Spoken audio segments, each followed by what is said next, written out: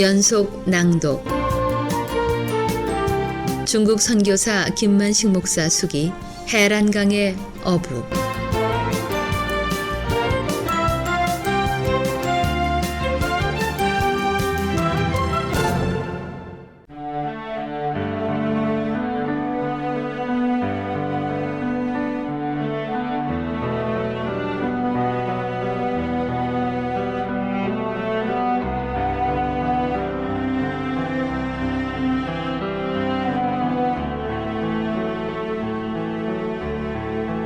장인어른은 사위를 보자 너무나 반가워하셨다.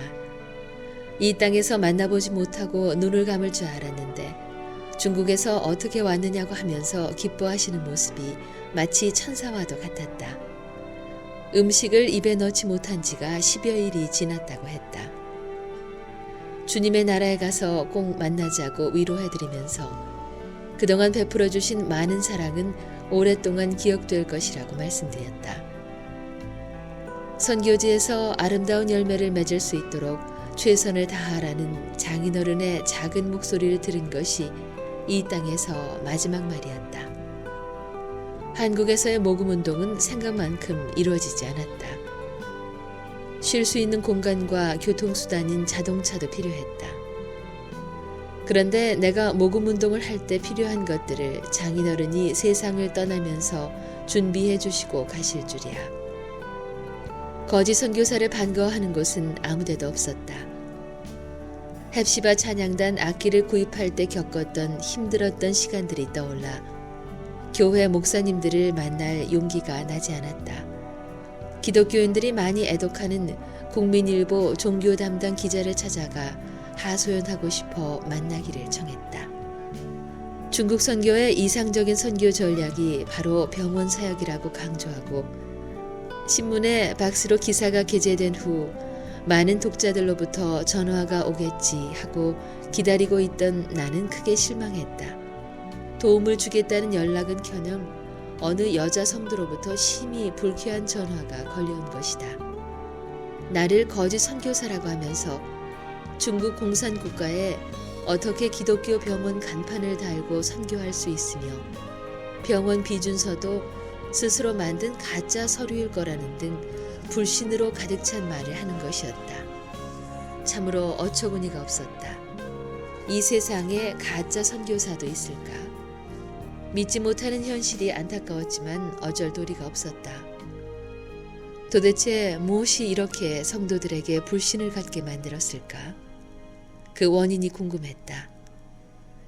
나는 성누가 해란 농촌병원을 세우기까지 거짓 선교사라는 말을 여러 차례 들었다.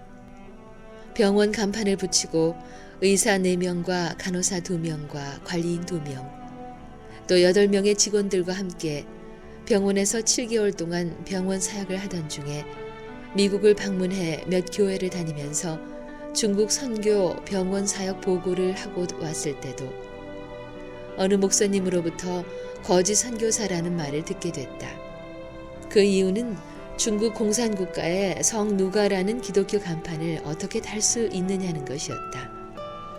그러나 하나님은 내 편이 되어주셨다. 뉴욕 순복음 중앙교회에서 1998년 8월 9일 중국의 단기 선교차 성누가 해란 농촌병원에 와서 하루 동안 환자들을 돌보도록 인도하신 것이다. 그때 하나님은 선교팀장인 의사 강선관 목사님을 통해서 내가 거짓 선교사가 아니라는 사실을 똑똑히 보게 해주셨다.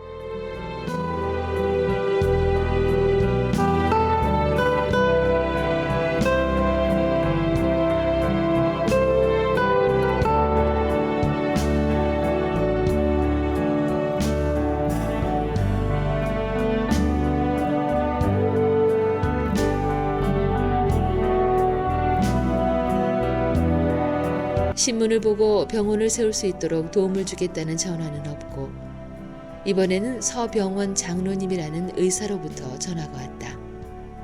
병원이라는 그분의 이름 속에 병원 사역에 큰 비중을 두고 사시는 분 같아서 기대를 가지고 상계동에 있는 그 병원을 찾아갔다. 아프리카에서 선교 병원을 세웠고 병원 사역을 하다가 돌아온 지가 얼마 안 된다고 하면서 태어난 곳이 중국이기에 중국 선교에 관심이 많다고 하셨다. 누군가는 꼭 중국에 병원을 세워야 합니다. 중국 공산국가에 기독교 간판을 달고 병원 사역을 한다는 것은 대단히 어렵고 힘든 일인데 어떻게 비준서를 받으셨습니까? 무척 수고하셨습니다. 최선을 다하십시오.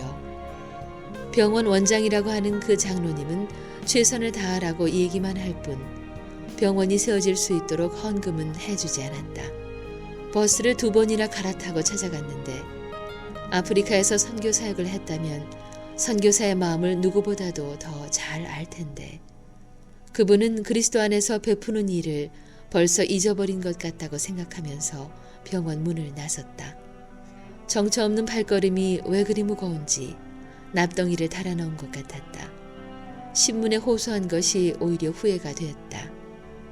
가는 곳마다 냉대받기는 악기를 구입할 때와 같았다. 한국에서는 더 이상 내 힘으로는 모금운동이 되지 않을 것 같아 신학교 교수님이라고 소개받은 목사님 한 분을 찾아갔다. 그분은 한국의 원로 목사님들도 많이 아는 분이라고 소개받았기 때문에 이런 분이라면 병원을 세울 수가 있을 것 같았다. 중국의 기독교 병원을 세울 수 있는 병원 비준서를 받았지만 내 힘으로는 병원을 세울 수가 없다고 말씀드리고 비준서가 휴지 조각이 되지 않도록 꼭 병원을 세워 복음을 전하는 병원 사역이 될 수 있도록 부탁한다는 말과 함께 비준서가 들어있는 봉투를 보여드렸다. 내 얘기를 듣고 있던 신학교 교수 목사님은 다시 서류를 내 앞에 건네주면서 하나님께서 감당하실 만하기에 선교사님에게 비준서를 주신 것이라고 하면서 아무나 병원 사역을 할 수 없다고 수차 강조할 뿐이었다. 중국 동포들을 위해 병원을 세우려는 이 계획은 어쩌면 교회 차원에서보다 국가의 도움을 받는 것이 더 효과적일지도 모르겠다는 생각이 들어서 나는 정부의 각 기관을 노크했다. 동족 차원에서 한국 대통령을 포함해 각 시장과 도지사 65명에게 중국에 사는 우리 동족 1, 2, 3세들에게 조국을 다시 한번 조명해 보게 하는 계기가 되게 할 수는 없겠느냐는 편지를 보냈다. 어렵게 살고 있는 중국의 평강병원에 병원이 세워질 수 있도록 도와달라는 간곡한 내용이었다.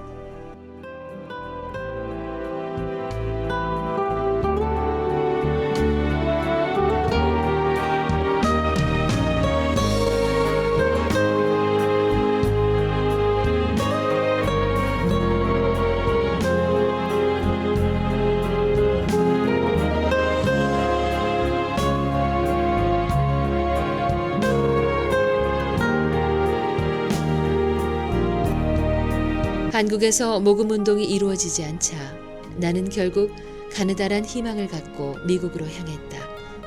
나는 비행기 안에서 눈물을 흘리며 주께 기도했다.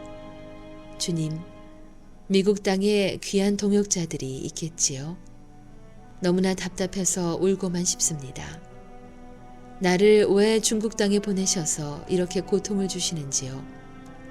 돈 많은 사람들이 이 땅에는 많고도 많은데 나보다 주님을 사랑하는 기독교인들이 수억이나 살아가는 지구촌에서 하필이면 이렇게도 힘이 없는 무력한 자를 택하셔서 이렇게 어려운 일을 맡기셨는지요.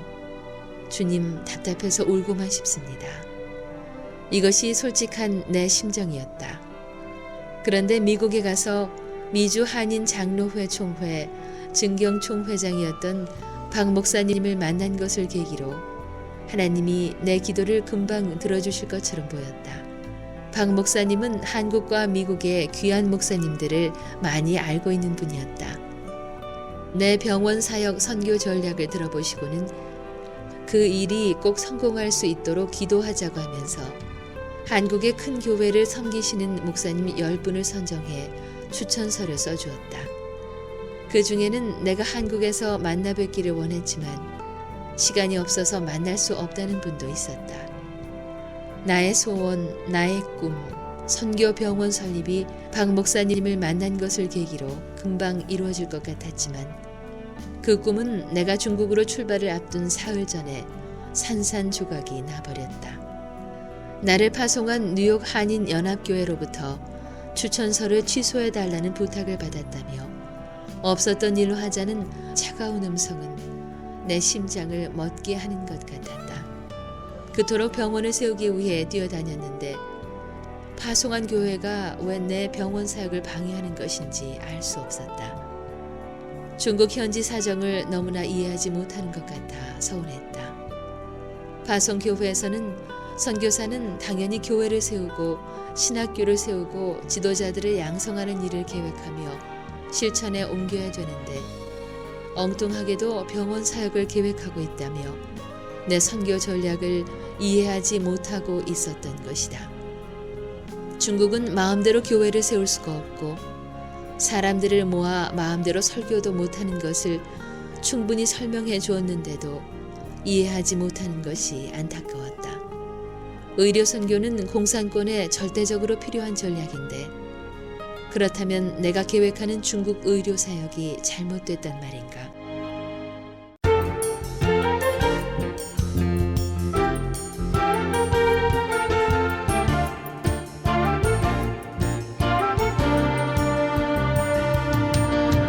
중국 선교사 김만식 목사 수기 해란강의 어부, 지금까지 이정은이었습니다.